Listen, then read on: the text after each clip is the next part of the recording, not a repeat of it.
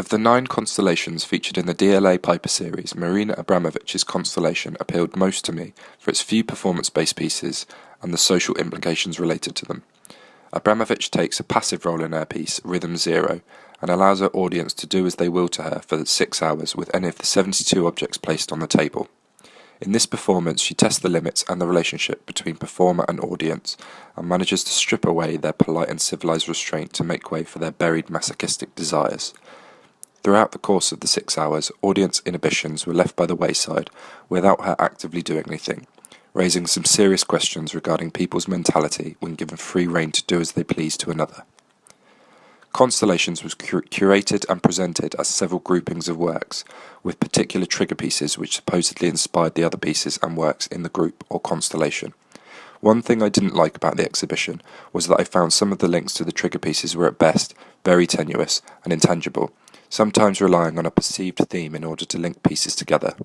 One such questionable theme supposedly featured throughout Abramović's constellation being feminism, which is written boldly among the other themes.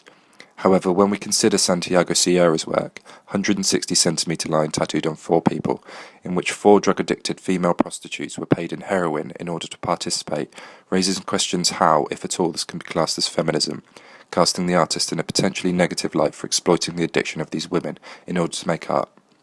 The curator has, however, attempted to counter these contradictions by placing several other more relevant themes into the group, although some of these appear poorly placed alongside others. Feminism coupled alongside such things as exploitation, submission, and commodification of the body causes clear juxtapositions within the groupings.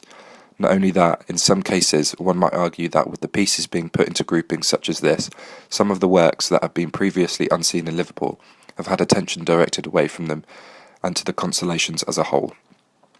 The groups can be a slight distraction from some intriguing works that haven't been on display in the city before. For example, Marina Abramović's performance Rhythm Zero, agrees Linda Pitterwood of the cultural journalism group The Skinny. In conclusion, whilst Constellations generally works well in showcasing some of Tate Liverpool's catalogue in a new way, getting viewers to reflect deeper on the potential connection of pieces and drawing in visitors, some of the links between the pieces is tenuous at best.